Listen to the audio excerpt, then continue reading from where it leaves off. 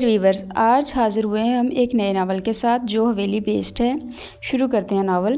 وہ گھٹنوں میں سر دیے بیٹھی تھی جب چڑھ کی آواز کے ساتھ بیسمنٹ کا دروازہ کھلا۔ اس نے قدموں کی ابھرتی چاپ سن کر سر نہ اٹھایا۔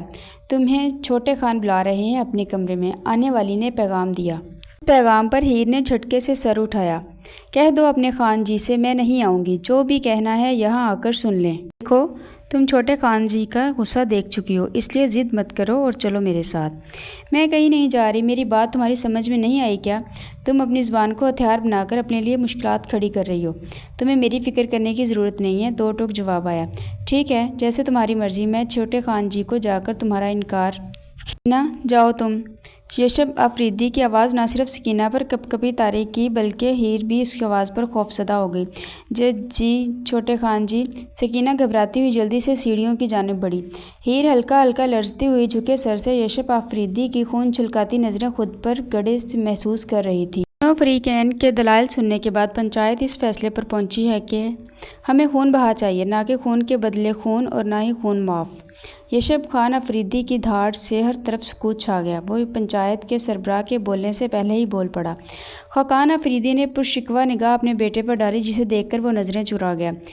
پنچایت کے سربراہ نے دلاور خان کو دیکھا۔ انہوں نے ہاں میں سر ہلاتے ہوئے پاس بیٹھے غصہ ضبط کرتے شمس دلاور خان کو مخاطب کیا۔ جاؤ ہیر کو لے کے آؤ، وہ مدھم شکستہ آواز میں بولے۔ شمس خاموشی سے اٹھ کر گاڑی کی طرف چل پڑا۔ دلاور خان نے شمس کے جانے کے بعد ایک دکھ بھری نظر خاقان آفریدی پر ڈالی۔ وہ نظریں چرا گئے۔ یہ فیصلہ صرف اور صرف یشب کا تھا، مگر اس وقت وہ اتنے لوگوں میں بیٹے کے فیصلے سے اختلاف کرنے کی پوزیشن میں نہ تھے۔ میں ایسا ہرگز نہیں ہونے دوں گا بابا جان۔ یشب خان آفریدی کی بات پر آپے سے باہر ہوا۔ میں نے تمہیں لندن اس لیے نہیں بھیجا تھا کہ واپس آ کر قتل و غارت شروع کر دو۔ قتل انہوں نے کیا ہے بابا جان، اور میں ہرگز اس خون کو معاف نہیں ہونے دوں گا۔ ان لوگوں کو اپنے کیے کا بدلہ چکانا ہوگا۔ وہ مزید تھا، یشب بچے تیرے بابا جان ٹھیک کہہ رہے ہیں، معاف کر دینے میں ہی بڑائی ہے۔ بی بی جان پلیز، آپ یہ سب شاید بھول چکے ہیں کہ محض 20 دن پہلے اس حویلی کے بڑے وارث کا جنازہ اٹھا تھا، مگر میں نہیں بھولا ہوں اور نہ ہی آخری دم تک بھولوں گا۔ اگر آپ لوگوں نے معافی نامہ بھیج دیا تو میں یہ حویلی چھوڑ کر چلا جاؤں گا، دیٹس اٹ۔ وہ اپنا فیصلہ سناتا سیڑھیاں پھلانگ گیا۔ بابا جان نے پاس کھڑی مہرو کو اشارہ کیا۔ وہ سر ہلاتے یشب کے پیچھے ہی سیڑھیاں چڑھ گئی۔ یشب چیزوں کو اٹھا کر غصہ نکال رہا تھا جب مہرو کمرے میں داخل ہوئی۔ یشب، وہ اس پکار پر ایک لمحے کو رکا اور مڑے بغیر پھر سے چیزیں الٹنے لگا۔ یشب، پھر سے پکارا گیا۔ ابھی اگر آپ یہاں اس لیے آئی ہیں کہ میں اپنا فیصلہ بدل لوں تو ایسا بالکل نہیں ہوگا۔ میں لالا کا خون کبھی معاف نہیں کرنے والا۔ ایسا کرنے سے تمہیں کیا ملے گا؟ زیادہ نہ صحیح کچھ تو اس اذیت کا مداوع ہوگا جو لالا کے خون سے لت پت وجود کو دیکھ کر مجھے ہوئی تھی۔ تو کیا اس خاندان کے بیٹے کا خون کرو گے جا کر؟ نہیں تو کیا خون بہا میں پیسے لوگے یا پھر عورت؟ مہرو نے اس کے سرخ چہرے پر نظریں فوکس کرتے ہوئے غصے سے پوچھا۔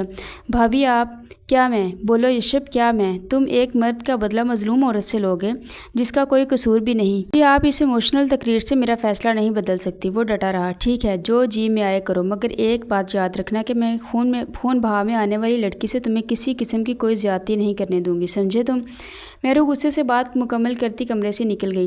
بھابھی خون بہا میں آنے والی لڑکی سے مجھے کوئی سروکار نہیں، میں صرف اور صرف شمس خان کو اسی تکلیف سے گزارنا چاہتا ہوں جو میں نے جھیلی تھی۔ بھی تو پتہ چلے جب جان سے پیاری چیز ہمیشہ کے لیے جدا ہوتی ہے تو کس قدر تکلیف جانی پڑتی ہے۔ یشب نے ہم کلامی کرتے ہوئے پوری قوت سے ایش ٹرے دیوار پر دے ماری۔ اسے چادر اڑاؤ، شمس نے حال میں موجود خواتین سے کہا۔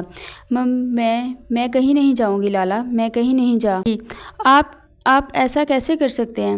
بابا مجھے ونی نہیں کر سکتے لالا، میں کہیں نہیں جاؤں گی۔ ہیر پنچایت اور آفریدی خان کا فیصلہ سن کر پاگل سی ہو گئی تھی۔ ہیر، نہیں لالا، آپ اپنی ہیر، اپنی گڑیا کو کیسے کسی اور کے حوالے کر دیں گے؟ نہیں لالا، آپ مجھے چھپا لیں کہیں۔ میں پنچایت میں نہیں جاؤں گی لالا، چھپا لیں مجھے۔ وہ روتی ہوئی شمس کے سینے سے لگ گئی۔